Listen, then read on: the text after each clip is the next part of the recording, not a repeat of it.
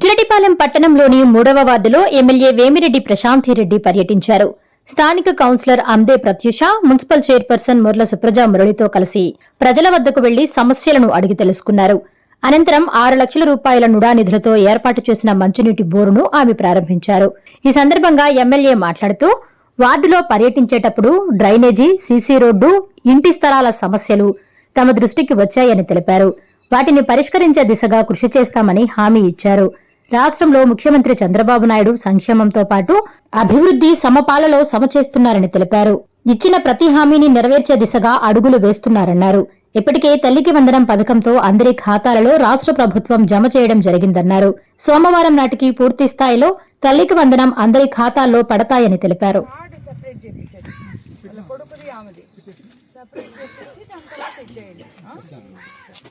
So అప్పుడు ఏంటంటే దాన్ని అర్థం చేసి ఆ రోజు మీకు వచ్చున్నాను. ఇది ఎంఆర్ఓ సార్ మమ్మల్ని మీరు ఎంఆర్ఓ కలమన్నారు. ఎంఆర్ఓ సంవత్సరం వచ్చారు, మొత్తం వెరిఫికేషన్ చేశారు. అంత చూసుకుంటూ పత్రాలు ఈ మాయ గారు ఎంఆర్ఓ తేల్చి చెప్పారు. నేను అది పేపర్ గాని వచ్చింది. సార్ ఏమో అయ్యి లోపల మళ్ళీ కోర్టుకి వెళ్ళిపోయాడు. ఈ విధంగా ఎంఆర్ఓ మమ్మల్ని ఎదిరిస్తున్నారు, ప్లస్ వీళ్ళు వచ్చి ప్రతిసారి అని చెప్పేసి ఆల్రెడీ కోవిడ్ సివిల్ కోర్టుకి వివాదం వస్తుంది.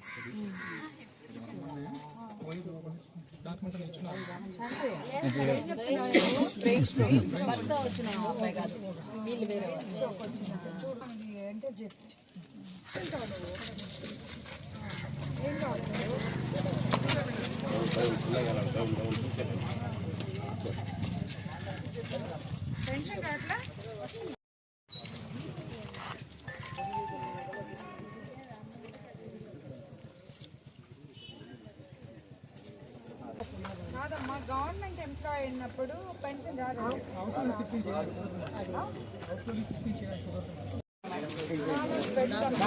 కాలువ సైడ్ మట్టి నువ్వు నెట్ట మాకు నాగిసి పర్లేదు మేడం. మేడం ఒక్క నిమిషం.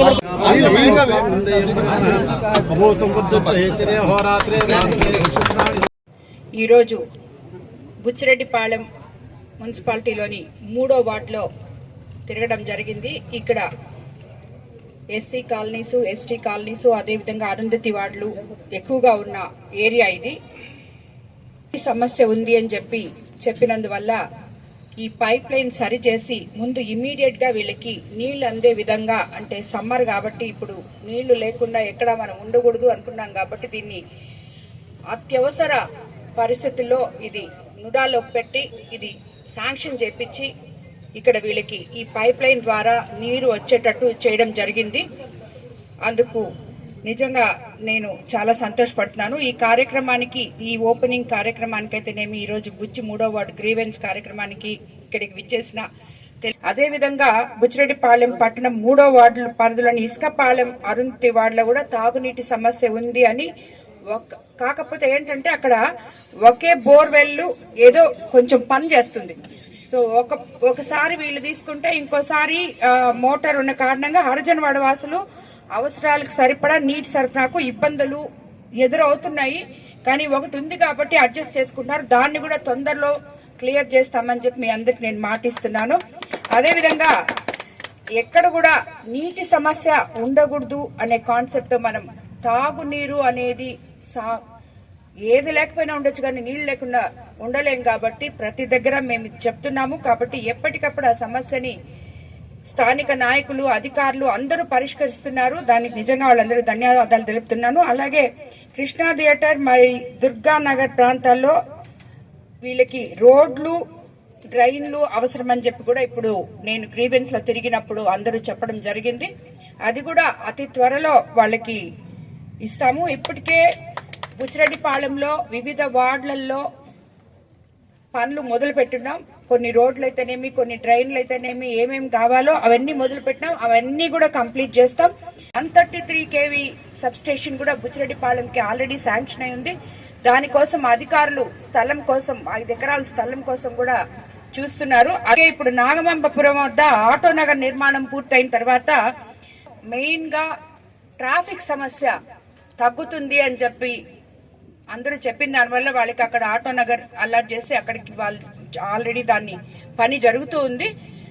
మన ముఖ్యమంత్రి చంద్రబాబు నాయుడు గారు చెప్పిన విధానంలో P4 విధానంలో తేజో డెవలపర్స్ సహకారంతో ఎన్నో ఏళ్ల నుంచి బుచ్చిరెడ్డిపాళెం ప్రజలు కళ్ళకంటున్న మార్కెట్ ని 62 రూములతో మనము కట్టించుకుంటున్నాము. అది తొందరలోనే ప్రారంభోత్సవం కూడా చేస్తామని చెప్పి మీ అందరికీ చెప్తున్నాను. సూపర్ 6 పథకాలు ఎక్కడా అని అడిగే వాళ్ళకి సమాధానంగా నిన్న తల్లికి వందనం అనేది చాలా గొప్పగా దాన్ని చేపట్టారు మనము.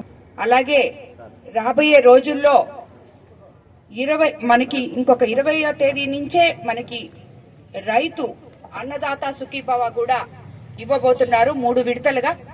సో మన ప్రభుత్వం ఆల్మోస్ట్ ఆగస్ట్ 15 నుంచి మహిళలకు ఉచిత బస్సు కూడా అయిపోతున్నాం. అదేవిధంగా ఇప్పుడు PMAY 2.0 స్కీమ్ ద్వారా బుచ్చి నగర పంచాయతీ పరిధిలో 286 నూతన గృహాలు శాంక్షన్ వచ్చింది.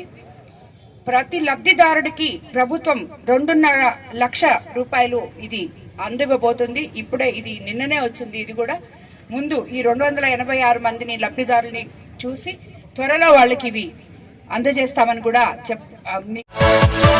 Yeah.